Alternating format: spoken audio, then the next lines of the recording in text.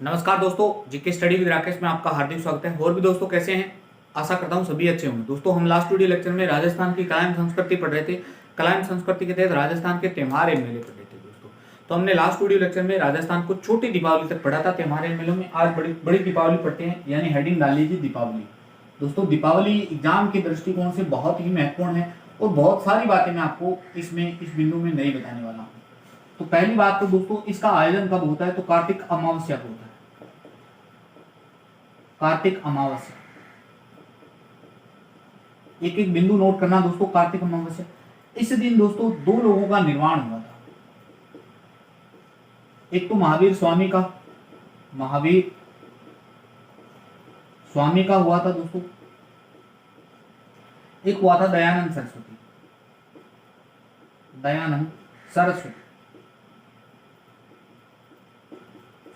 महावीर स्वामी जैन धर्म के 24वीं तीर्थंकर थे। दयानंद सरस्वती दोस्तों आर्य समाज के संस्थापक रहे। नेक्स्ट दोस्तों, भगवान राम यानी राम 14 वर्ष वनवास काटकर अयोध्या पहली बार लौटे थे। यानी 14 वर्ष का वनवास पूर्ण कर 14 वर्ष का वनवास पूर्ण कर अयोध्या लौटे।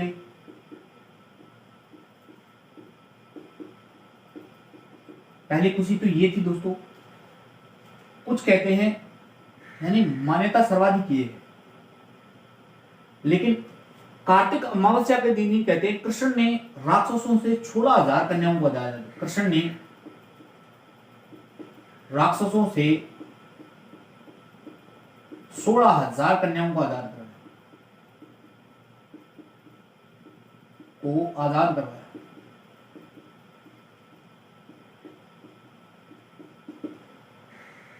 नेक्स्ट और क्या याद रखेंगे? सिख धर्म के 6वें गुरु हरगोविंद को जहांगीर ने आजाद किया। सिख धर्म के 6वें गुरु हरगोविंद सिंह जी को जहांगीर ने आजाद किया।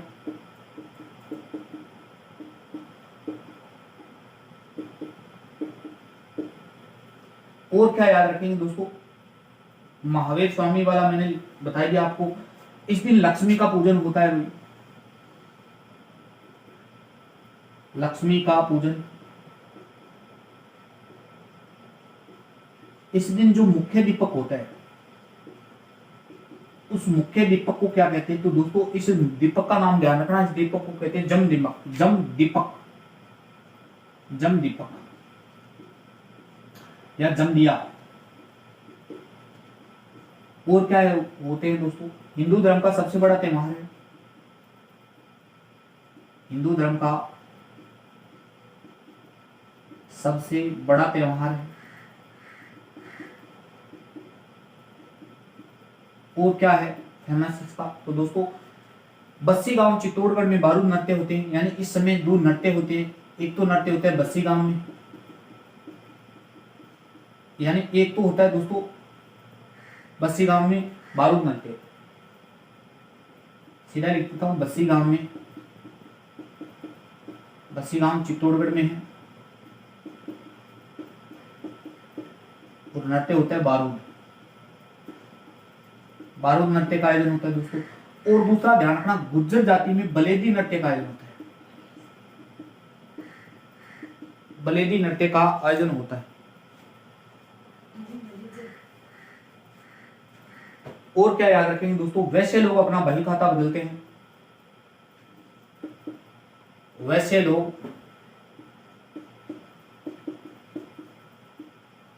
अपना बही खाता बदलते हैं। तो ये सब जितने भी फैक्ट मैंने लिखे हैं सारे आपको नोट डाउन करने। दीपावली से संबंधित कोई भी फैक्ट है रहना नहीं चाहिए। कोई भी किसी भी प्रकार की किसी भी प्रतियोगी परीक्षा में प्रश्न पूछे तो आपका हाथ से गलत नहीं होना चाहिए।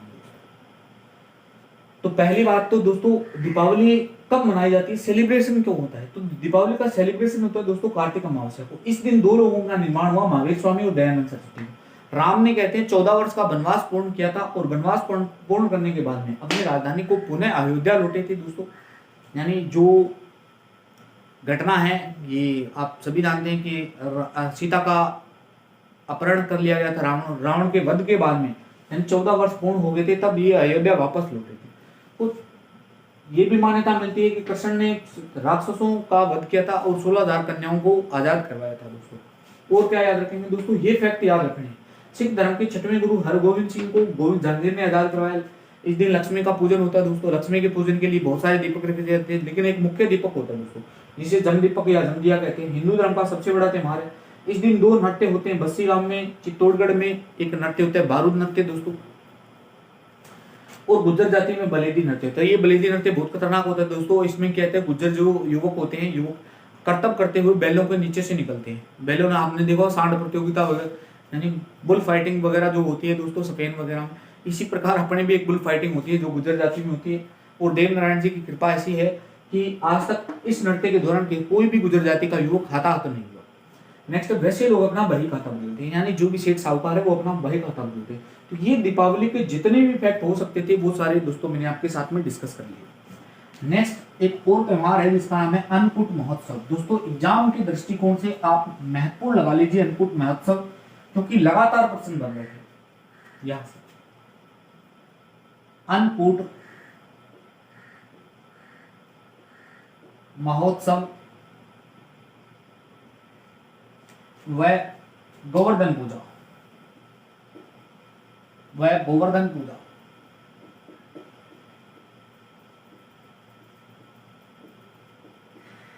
अब दोस्तों ये होती कब है? कार्तिक शुक्ल प्रतिपदा, कार्तिक शुक्ल प्रतिपदा यानी एकम को होती है पहली बात तो। अब दोस्तों एक बार एग्जाम में ये पूछ लिया राजस्थान पुलिस में कि गोवर्धन पर्वत कहां पड़ता है, तो गोवर्धन पर्वत आप सभी जानते हैं यूपी मथुरा वाला क्षेत्र है, सॉरी बनारस मथुरा वाला क्षेत्र को कृष्ण की जन्मस्थली और कर्मस्थली माना जाता है, तो गोवर्धन पर्वत वहीं उठाया था, यूपी में पड़ता है। राजस्थान पुलिस में आया हुआ प्रश्न।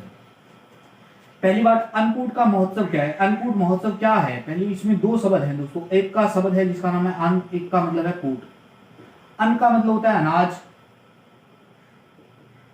और कूट का मतलब होता है पर्वत, यानी अनाज का पर्वत बनाया जाता है, ढेर लगा दिया जाता है। अब दोस्तों गोवर्धन पूजा, पहली बात इस गोवर्धन को सल्टाते हैं। गोवर्धन क्या होते हैं दोस्तों? प्रातःकाल 8 प्रकार के अन्नों से गाय के गोबर में गोवर्धन पर्वत बनाकर पूजा की जाती है। प्रातःकाल 8 बजे, यानी लगभग सुबह सुबह ही बात है, 8 बजे नहीं, 8 प्रकार के अन्नों से, यानी खाद्यान्नों से, अन्नों से, गाय के गोबर से, गाय के गोबर का पर्वत बनाकर पूजा।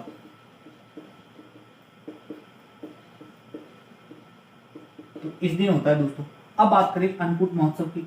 अन्नकूट महोत्सव, पहली बात तो मतलब ध्यान रखना दोस्तों, अन्नकूट महोत्सव और गोवर्धन पूजा होती कब है? तो दोस्तों ये दोनों एक ही दिन होती है, कार्तिक शुक्ल प्रतिपदा। गोवर्धन पूजा बस इतनी याद रख लेना कि प्रातःकाल 8 प्रकार के अन्नों से गाय के गोबर में एक पर्वत बनाकर पूजा की जाती है। राजस्थान पुलिस में पूछा गया प्रश्न है कि गोवर्धन पर्वत कहां पड़ता है, तो वास्तव में यूपी में।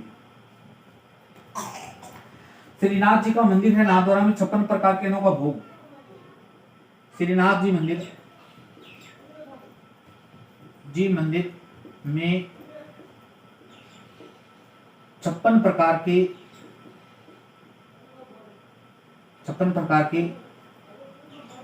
अनाज का भोग कृष्ण को लगाया जाता है, कृष्ण को लगाया जाता है। पहली बात तो ये ध्यान रखेंगे दोस्तों। भील जनजाति, यानी ये अनाज का, ये जो अनाज पर्वत है भील, ये भीलों से संबंधित है। भील जनजाति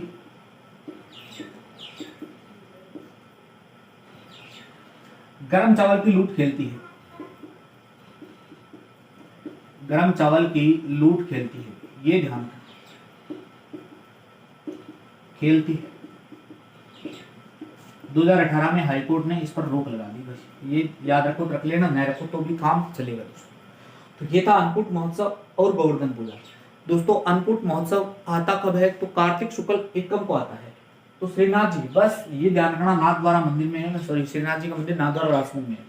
श्रीनाथ जी के मंदिर में 56 प्रकार के अनाजों का भोग लगाया जाता है। और किसको लगाया जाता है? तो कृष्ण को लगाया जाता है। भील जनजाति इस दिन धर्म चावलों की लूट करती है और गोवर्धन पर्वत के यानी 8 प्रकार के भोजन व्यंजन बनाए जाते हैं और गाय के गोबर का पर्वत यानी गोवर्धन बनाकर पूजा करी जाती है।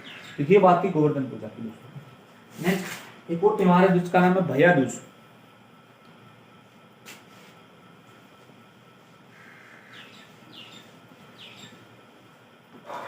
त्योहार का नाम है दोस्तों भैया दूज।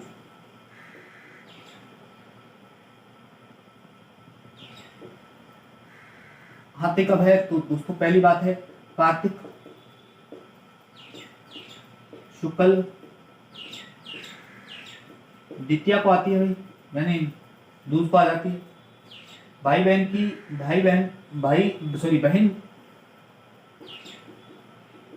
भाई की दीर्घायु व्रत रखती है। बहन भाई की दीर्घायु हेतु व्रत रखती है दोस्तों। और क्या है? तो इसे तिल का दूज भी कहते हैं। तिल का दूज यानी अन्य नाम हो जाएगा दोस्तों। इसे यम्मी दूज भी कहते हैं, यानी अन्य नाम लिख लो, सीधा ही लिख लेते हैं दोस्तों। इसे कहते हैं अन्य नाम। तिल का दूज और यम्मी दूज। तिल का दूज तो क्लियर नहीं है दोस्तों, लेकिन यम्मी दूज ये यमराज की बहन है। यमराज की बहन तिल का दूज तो तिलक वगैरह लगाते हैं दोस्तों। इसके यम्मी का पति था, इसका नाम था कक्का। बस ये ध्यान रखना, इसीलिए इनकी पूजा वगैरह होती है दोस्तों। इनका कोई कहानी को लेकर पूजा होती है। लेकिन भैया दूज आती कब है ये ध्यान रखना, कार्तिक शुक्ल द्वितीया को आती है। बहन भाई की दीर्घायु हेतु व्रत रखा जाता है। नेक्स्ट त्योहार है दोस्तों जिसका नाम है गोपाष्टमी।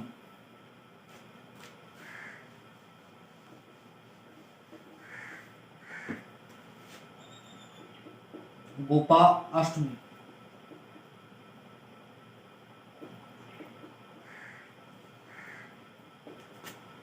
पहला त्योहार आयोजन कब होता है? तो कार्तिक शुक्ल अष्टमी को। कार्तिक शुक्ल अष्टमी। दूसरी बात होता क्या है? तो कृष्ण ने और बलराम ने पहली बार गायें इसी दिन चढ़ाई। कृष्ण और बलराम ने पहली बार गाय इस दिन चढ़ाई, गोपाष्टमी। और काली गाय की पूजा का विशेष महत्व। काली गाय की पूजा का विशेष महत्व। तो ये सब दोस्तों गोपाष्टमी। कार्तिक माह के त्योहारों में मैंने लास्ट त्योहार बताया गोपाष्टमी। तो आज यहीं तक देखते हैं दोस्तों। नेक्स्ट वीडियो में देखेंगे आगे वाले त्योहार। देव यानी आंवला नवमी आती है। आंवला नवमी के बाद में दोस्तों देव उठनी 11 आ जाती है। उसके बाद में देव पूर्णिमा आ जाती है। तो वो सब हम नेक्स्ट वीडियो में देखेंगे। यह वीडियो आपको कैसा लगा लाइक शेयर कमेंट करके जरूर बताना दोस्तों। जय हिंद जय भारत।